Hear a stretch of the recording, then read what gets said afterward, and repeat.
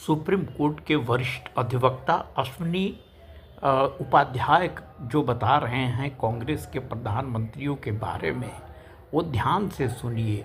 वो जो कह रहे हैं वो बिल्कुल सही है और उनके कार्यों को महापाप कहा जाए तो गलत नहीं। संस्कृत राष्ट्रभाषा बननी थी। डॉक्टर अंबेडकर ने संस्कृत को राष्ट्रभाषा बनाने के लिए प्रस्ताव भी पास किया। उनका प्रस्ताव फेल किसने कराया? नेहरू जी ने। भारत का जो झंडा डिजाइन हुआ था, नेशनल फ्लैग, वो भगवा कलर का था, उसमें ओम लिखा हुआ था। भगवा झंडा ओम निशान, किसने विरोध किया? नेहरू जी ने। दूसरा झंडा डिजाइन हुआ, भगवा रंग का झंडा, उसमें वंदे मातरम, किसने विरोध किया? नेहरू जी ने। भारत का जब नेशनल एंथम डिसाइड हो रहा था, राष्ट्रगान, तो सब एक मत से कह रहे थे क्योंकि पूरा पूरा फ्रीडम स्ट्रगल वंदे मातरम से हुआ है, तो हमारा जो राष्ट्रगान होना चाहिए वो भी वंदे मातरम होना चाहिए। किसने विरोध किया? नेहरू जी ने। और क्या किया? जनगण मन को राष्ट्रगान बनवा दिया।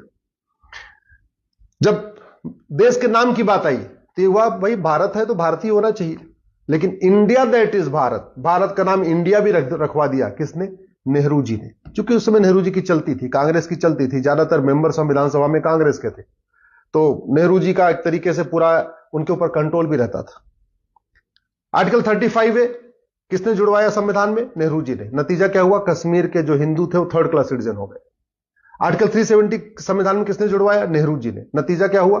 अलगाववाद बढ़ा, आतंकवाद बढ़ा, कश्मीरियों का नरसंहार हुआ, बहन बेटियों का बलात्कार हुआ, हजारों सैनिक मारे गए, हजारों हमारी बहन बेटियां विधवा हो गई, पलायन हुआ। किसके कारण? आर्टिकल 370 के कारण। संविधान का आर्टिकल 13 कहता है सारी कुरीतियां खत्म करना है, सारी कुप्रथाएं खत्म करना है। कभी नेहरू जी ने उस पर संसद में चर्चा ही नहीं किया, इसलिए जितनी विदेशी कुरीतियां मुगलों के समय से चल रही थी वो यथावत चलती रही। आर्टिकल 25 में एक प्रोपोगेट वर्ड किसने जुड़वाया था? नेहरू जी ने। नतीजा क्या हुआ? पूरे देश में धर्मांतरण हुआ और आज की डेट में 9 राज्यों में, 200 जिलों में, 900 तहसीलों की डेमोग्राफी बदल चुकी है। आर्टिकल 30 माइनॉरिटी का कॉन्सेप्ट किसके कहने पाया? नेहरू जी के कारण। अल्पसंख्यक बहुसंख्यक का जो खेल चल रहा है, जो तुष्टिकरण चरम पे है, वो संविधान में एक आर्टिकल 29-13 जो माइनॉरिटी शब्द आया उसके कारण है। और इसके मूल प्रणेता, इसके डिजाइनर कौन है? नेहरू जी। कभी नेहरू जी ने जो गुलामी के नाम चल रहे हैं भारत में उसको हटाने का प्रयास नहीं किया। एक भी गुलामी का नाम नेहरू परिवार ने नहीं हटाया। एक भी गुलामी का निशान काशी, मथुरा, भद्रकाली, भोजशाला, अटाला, अयोध्या, जितने भी है, एक भी जो गुलामी के निशान है उसको रिस्टोर करने की प्रयास नहीं किया। एक भी गुलामी की कुरीतियों को खत्म करने के लिए नेहरू जी ने कोई प्रयास नहीं किया। एक भी गुलामी की कुप्रथाओं को खत्म करने के लिए नेहरू परिवार ने कोई प्रयास नहीं किया। गुलामी की शिक्षा जो मुगलों के समय से मदरसे चल रहे थे, अंग्रेजों के समय से मिशनरी स्कूल्स चल रहे थे, उसको किसने आगे बढ़ाया? नेहरू जी ने। गुलामी की जो चिकित्सा व्यवस्था है उसको मजबूत किया और भारत की चिकित्सा व्यवस्था को बर्बाद करने के लिए कानून किसने बनाया? 1954 में नेहरू जी ने। भारत में 1894 में लैंड एक्विजिशन एक्ट बन गया था। अंग्रेजों ने पूरे देश की जमीन मिशनरीज को बांट दिया था। मुस्लिम्स को जमीन नहीं मिली थी, हालांकि उसके पहले मुगलों के समय में सारी जमीनें मुस्लिम्स को मिल चुकी थी, लेकिन फिर 1954 में वक्फ एक्ट बना के नेहरू जी ने वक्फ बोर्ड गठित कर दिया। भारत में गुलामी की पुलिस व्यवस्था बदलने के लिए कभी भी नेहरू परिवार ने प्रयास नहीं किया। गुलामी की कर व्यवस्था बदलने के लिए नेहरू परिवार ने कभी प्रयास नहीं किया। गुलामी की प्रशासनिक व्यवस्था बदलने के लिए कोई प्रयास नहीं किया। गुलामी की व्यापार व्यवस्था बदलने के लिए कोई प्रयास नहीं किया। गुलामी की नागरिक व्यवस्था बदलने के लिए कोई प्रयास नहीं किया। अंग्रेजों का जो कानून चल रहा था उसमें एक भी कानून खत्म करने के लिए कोई प्रयास नहीं किया। हां, यह किया कि चीन को, भारत की जो परमानेंट मेंबरशिप चीन को, भारत को मिल रही थी, उसको चीन को दे दिया। चीन को जमीन भी दान दे दिया, पाकिस्तान को भी जमीन दान में दे दिया, वर्मा को भी जमीन दान में दे दिया, लंका को भी जमीन दान में दे दिया। अपना नाम ऊपर करने के लिए जमीन दान करते रहे भारत की। 1975 में उनकी बेटी ने इमरजेंसी लगा दिया। 1976 में संविधान का जो बेसिक स्ट्रक्चर है वो बदल दिया। जो संविधान का प्रियम्बल है ना, उसको संविधान का बेसिक स्ट्रक्चर कहते हैं। लेकिन 1976 में इमरजेंसी के दौरान जब लोकसभा का टेन्योर पूरा हो गया था तो संविधान का बेसिक स्ट्रक्चर, जिसको प्रियम्बल कहते हैं, उसको बदलाव कर दिया, उसमें 2-3 नए शब्द जोड़ दिए। 1984 में अलीगढ़ को माइनॉरिटी यूनिवर्सिटी का दर्जा दे दिया। यह पहली बार हुआ था कि भारत में किसी यूनिवर्सिटी को माइनॉरिटी डिक्लेयर किया गया था और यह काम इंदिरा जी ने किया था। 1985 में राजीव गांधी ने सिटीजनशिप एक्ट में एक सेक्शन 6 से जोड़ दिया। सिटीजनशिप एक्ट में सेक्शन 6 से जोड़ा और जोड़ के असम में लगभग 60 लाख बांग्लादेशियों को भारत की नागरिकता दे दी।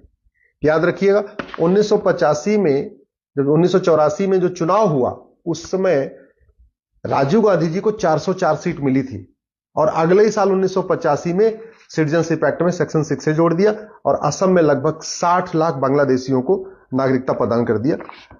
साबानो का फैसला आया, उसके अगले ही साल 1986 में अपने 404 सीट का उपयोग किया और सुप्रीम कोर्ट का फैसला पलट दिया। 1991 में कांग्रेस ने एक प्लेस ऑफ वर्शिप एक्ट बना दिया और हिंदू, जैन, बौद्ध, सिख के लिए कोर्ट जाने का रास्ता बंद कर दिया कि अब हम कोर्ट जाके अपने हमारे जो मठ मंदिर तोड़े गए थे, जो मुगलों के द्वारा तोड़े गए थे, उनको रिस्टोर न कर सके, उसके लिए 1991 में प्लेस ऑफ वर्शिप एक्ट बना दिया। हिंदुओं को आपस में बांटने के लिए, हिंदू, जैन, बौद्ध, सिख को आपस में बांटने के लिए और मुस्लिम और क्रिश्चियंस को विशेष फायदा पहुंचाने के लिए 1992 में माइनॉरिटी कमीशन एक्ट बना दिया। 1995 में जो वक्फ एक्ट नेहरू जी ने बनाया था 1954 में, उसको वापस लिया और बहुत ही खतरनाक 1995 में वक्फ एक्ट बना दिया। उसके बाद फिर 2004 में national commission minority education institution act बनाया और उसके बाद अलीगढ़, पहली बात 1984 में अलीगढ़ यूनिवर्सिटी को माइनॉरिटी का दर्जा दिया। फिर 2004 में बाकायदा एक कानून बनाया और पूरे देश की यूनिवर्सिटीज को माइनॉरिटी यूनिवर्सिटी घोषित करना शुरू किया और जामिया भी उसी कानून के अंतर्गत हुई है। 2010 में कानून बनाया FCRA।